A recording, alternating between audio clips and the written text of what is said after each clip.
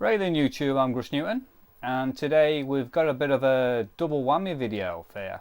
So first part is going to be a VR, and the second part is going to be a Scart Shootout comparison video, a bit of a pickups video.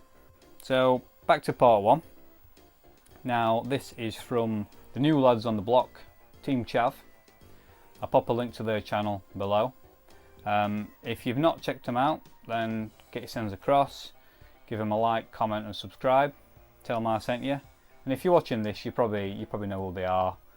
Great set of lads, great banter, and always look forward to a video. And at the minute we've got a bit of banter going off about RF cables and how you set up retro consoles. So they've asked the retro gaming community, how do you connect your retro games consoles? Now I'm lucky enough to have my own dedicated man cave set up here in the loft.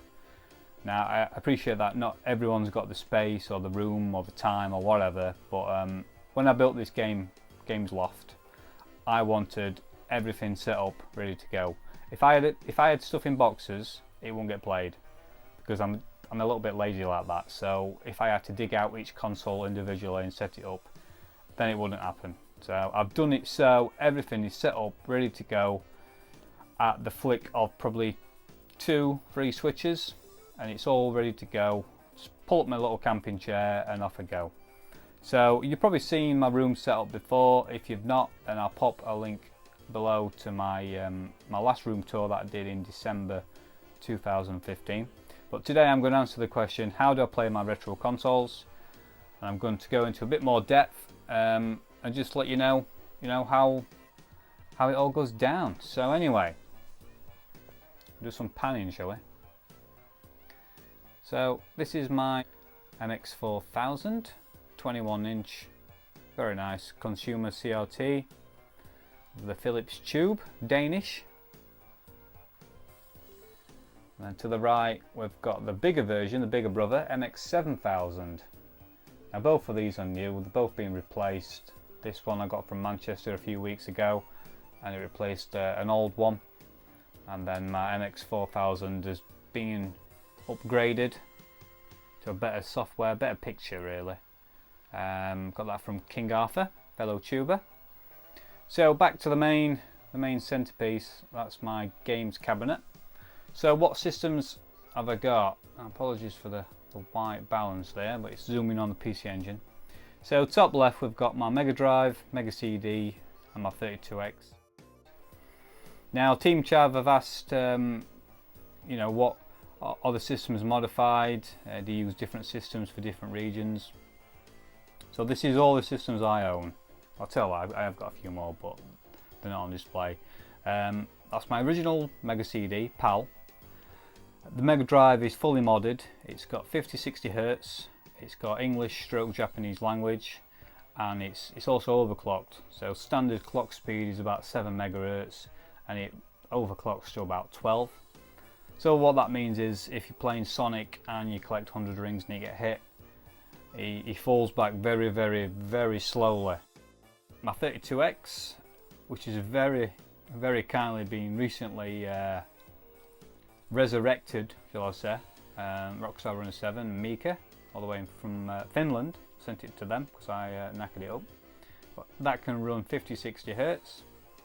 So shove my EverDrive in top and it runs pretty much anything. Master System, Mega Drive, 32X. Moving to the centre section is my blue Dreamcast. I traded this in for an original very nice Dreamcast, but this came up on the market and I don't know if it's modified or what. It must be chipped or something, but it plays anything you throw at it. It plays CDRs, backups, whatever you want to call them, NTSC American, NTSC J, PAL games, you name it, it plays it.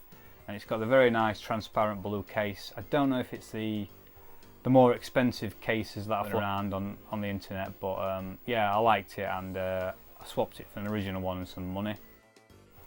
At the side of that is a UK PAL PS2 Slim which plays obviously PS2 games and PS1. And then top right is my Japanese PC Engine briefcase.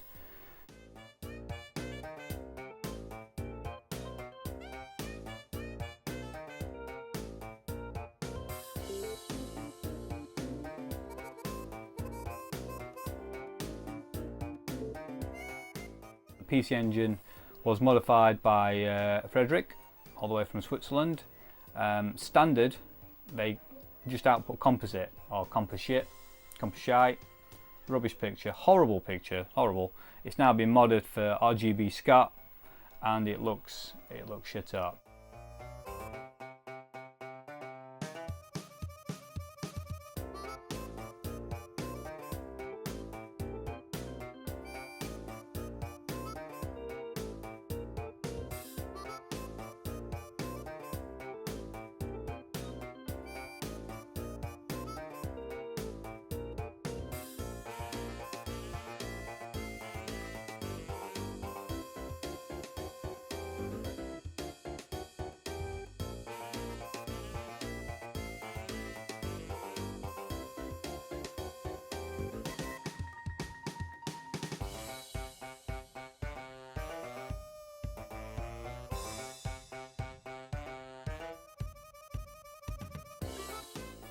Bottom right is my standard Japanese Sega Saturn, all standard, although I have got a modified action replay cartridge on the way. You may have already seen that in the pickups video, I don't know when this is going to go up. So bottom left is my PAL bog standard Super Nintendo, very nice condition, and then underneath it is my modified NTSC RGB modded NES.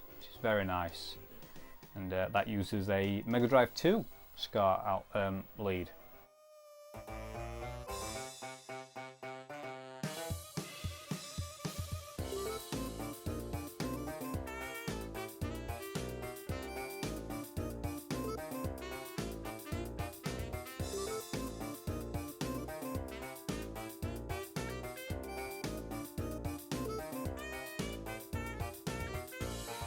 So bottom middle, you can see that, is my Scart switcher. Now if you come across one of these in the wild, I recommend that you pick one up. When I was looking for Scart switchers, I did a bit of research, and I'll pop a link to the article I used, and they reviewed all the nice ones, all the rare ones and the super expensive ones, and the one I've got wasn't cheap, I must admit, but it is very nice. Now the difference between a normal eBay special push button job is that this is powered, so you plug it into the wall, it converts 240 volts into 12 volts, and what it does, it amplifies the signal, so whatever you put into it amplifies it and it makes the signal nicer. So with Scarts you can get signal loss depending on what cables you use, or the length of the cable, or the output from the system itself. This will amplify it, and then when it displays it on your TV, you know, it looks nice. So this is a 4x2 version. They do a 6x2. So what it effectively means is it's got 4 inputs, RGB inputs, and it's got 2 outputs. Now this one I was very interested in because the 2 outputs are exactly the same. So as you can see, it's saying 4 and 4. I've got a bit of a ridge racer, and just keep an eye on that picture, because that picture does improve in part 2 with my new Scart lead. Just keep an eye on that blurry, very blurry red car.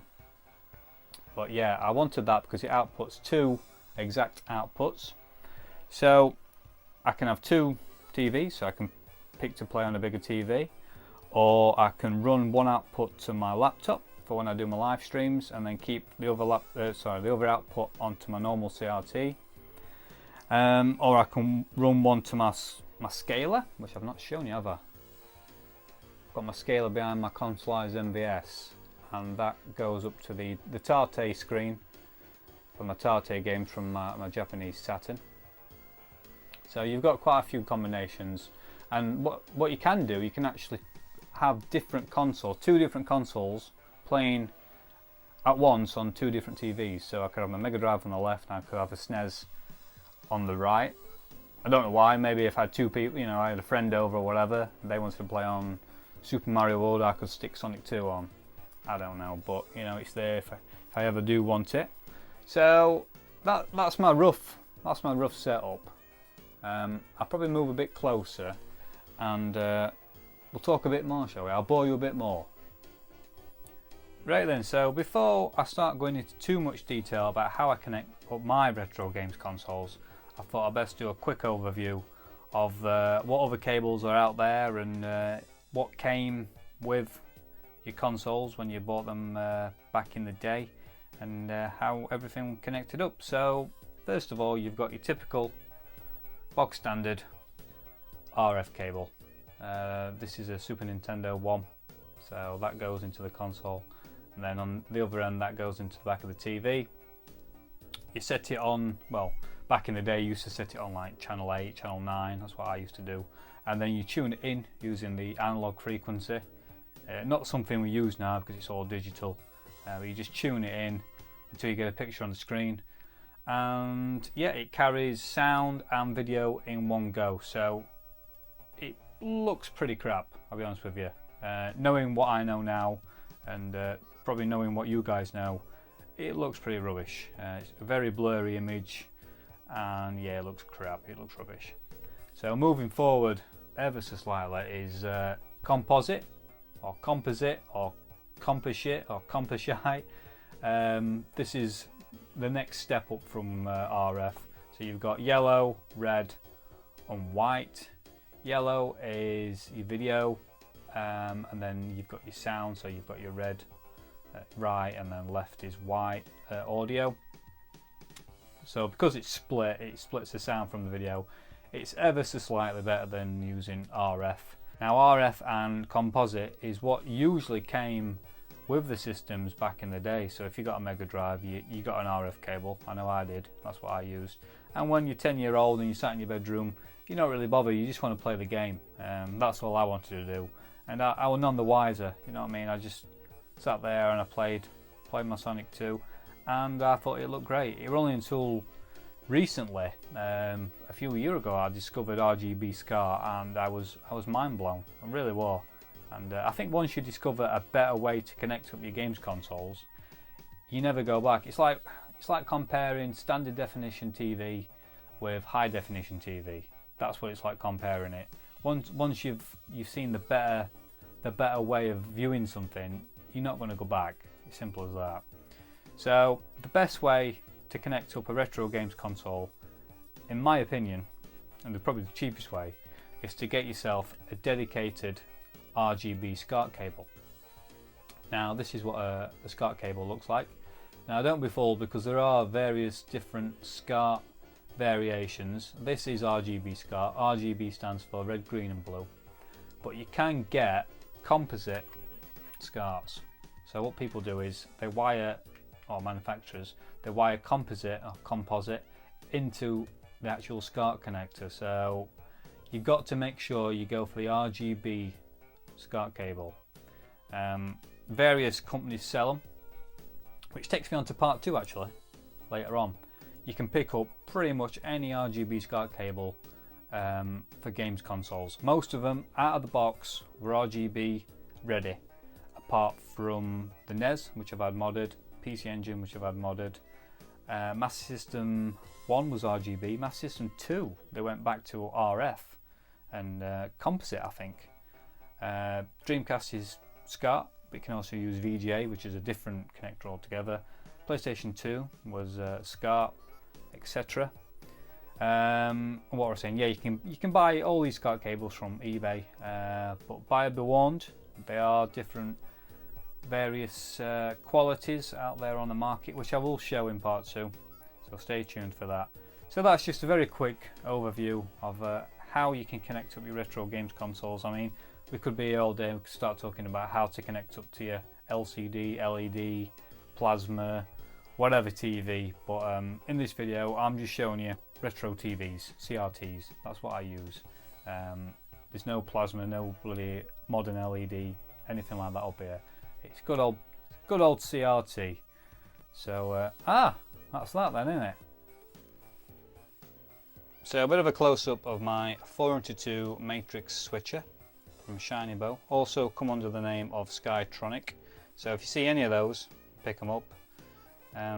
Likewise, the ones on the list that I've popped below in the link, all very nice switches, but this one for me is the one I wanted because it's got the two outputs on the right, the 4 inputs, all RGB, it's powered, and it also comes with a remote, so that's very handy to use.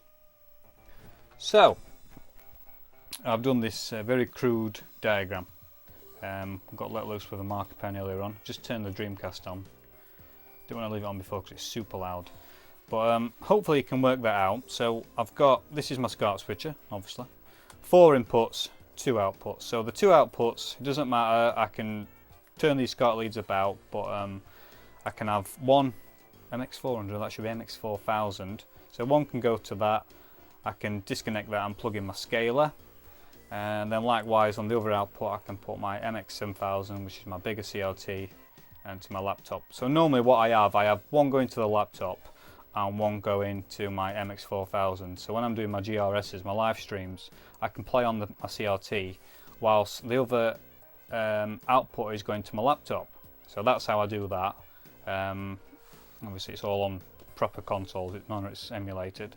So as you can see, I've got 8 inputs. I've got 2 consoles on each input. Now, how have I done that, you ask? I've done it using 4 of these. I'm going to say one of these, 4 of these. This is a Master Scart controller. It's powered, 12 volts, 240 to 12 volts. It's got a master input, it's got a secondary input, so it's got a master and a slave, easiest way to describe it, and it's got this display output. So the display output goes to 1 to 4 of the inputs of the Scart switcher, if that makes sense. So the consoles with the stars are the masters. So you can all see that, can't you? So I'll try and show you. So at the minute we are on PC Engine, like that. So if I turn on the NES is the master. What it will do, it will automatically display the NES. So yeah, that's what happens there. Number 2 is my consoleized MVS and Sega Saturn. So we'll switch to number 2. And that boots up my Neo Geo MVS. Apologies for shaky cam. Turn the Jap Saturn on. That boots that up. Number 3 is my Dreamcast, and that's shared with the Mega Drive. The Mega Drive is the master. Turn the Mega Drive on. And that displays, that takes control. And then finally, input number 4 is a very blurry PlayStation 2. Make sure you stay tuned for that later on. Look at that red car, horrendous. Yeah, PlayStation 2 and my Super Nintendo. Oh, turn that on and tip it over. And that takes control, as that's the master. So that's how I've gone from 4 to 8 inputs. I think I paid £25–30 each for these. I mean, I didn't intend to get 4, I just, you know, I've slowly increased my hardware, and it probably would be cheaper to get a different Scart switcher. You can get 8 with 1 output, but it's quite hard to get a Scart switcher that does 2 outputs. Believe me, I don't think they do any other models than this one, other than the Shinybo or the Skytronic. And I need 2 outputs for my streams. It's the only way I can do it. So that is pretty much my setup. That's how I play my retro games. These 4 I can't show you because they're sat behind my cabinet, and the beauty of these is they're all automatic. As you can see, I just flick switches, and I never have all these consoles turned on. I'm just showing you, now how they're set up. So how do I power this? It's not nuclear, it does run on electric. I'll just show you down the side. I've got a tower of power that says Surge on. That powers my CRTs, it powers my Scart switches. and yeah, I think that's about it. And then we've got these switches here which power a selection of consoles. So I've got my master switch at the top, and then I can just switch these on corresponding to which console I want. Obviously I don't have these on at once, like I've said. Very rarely I just have one console on at a time, which obviously saves power, because most of these old-fashioned power supplies, even though the console is turned off, they're still using power. Now, I'm sure you got reminded when you were a kid. My dad used to remind me all the time when I had my Mega Drive plugged in, when I had my Mega Drive power supply, my Mega CD power supply, and the buzzing away. Make sure they're unplugged front wall because they're using power. Yeah, apparently that is true. So there we go. Right then, it's time for part 2. And I've got some Scart leads to show you. Very, very thrilling, I know. Sounds fantastic, doesn't it? But very, very happy with these. So the first one is a PlayStation 1, 2 or 3. Now I'm using this for my slim PS2. That's the first one. And number 2 Scart lead is this. It's the Scart RGB for NTSC, SNES stroke Super Famicom. And I've gone and picked up a Super Famicom console because I wanted full screen 60Hz, and I didn't really want to modify my PAL SNES because it's very nice. So I got talking to Fredrik, and he said, well, probably easiest way is just to pick up, in fact it might have been Simon Locke. Yeah, I think it was a combination of Simon and Fredrik, and they said probably easiest way is just to pick up a Super Famicom. So which I did. And I was going to buy a new Scart lead for the PS2 because I'm being very disappointed with the display it's outputting. It's super blurry and it just looks like crap. And I got speaking with Fredrik, and he said, fair enough, I'll build you one. So I left it with him, and he's built me one. He's built both of these, in fact. And I can't use a PAL Scart lead, PAL SNES Scart lead with the Super Famicom, so he's built me one of those as well. And I'm going to show you the difference between a eBay special, a generic Scart lead that you can pick up for probably a tenner, 10-12 quid, and you know, a real nice quality Scart lead. And I was absolutely blown away with the PS2. I did plan on filming some footage using my capture card, but it doesn't do it justice, because by the time it's gone through the upscaler and gone through the OBS Elgato software, it just changes the look of it. So what I'll do is I'm just going to point the phone at the screen at my CRT, and I'm going to film it. So there might be some flickering. Obviously it needs to be viewed with your own eyes, but I think you'll be able to see the difference. And then likewise I'll do the same for the Super Famicom. Picture wise is not much difference, I'll be honest with you. The biggest difference on that cable is the sound. The horrendous buzz you get from the eBay special is shocking. It almost deafens you as you turn it up, but with the new one that's more or less gone. So really happy with that. So anyway, let's do some comparing, shall we? Go compare! So first up is my eBay special PlayStation 2 lead, and I'm going to try and show you how bad it looks. Now obviously I'm filming my TV, I've got the tube lights above me, so you know, it's a bit of a battle. But I think it's the best way to show you guys just how bad this Scart cable performs. So I'll probably do some side-by-side comparison. To the naked eye, it's blurry. The various letters are bleeding colour. You can see that it's just not sharp at all. The colours are off. And Ridge Racer really shows it up.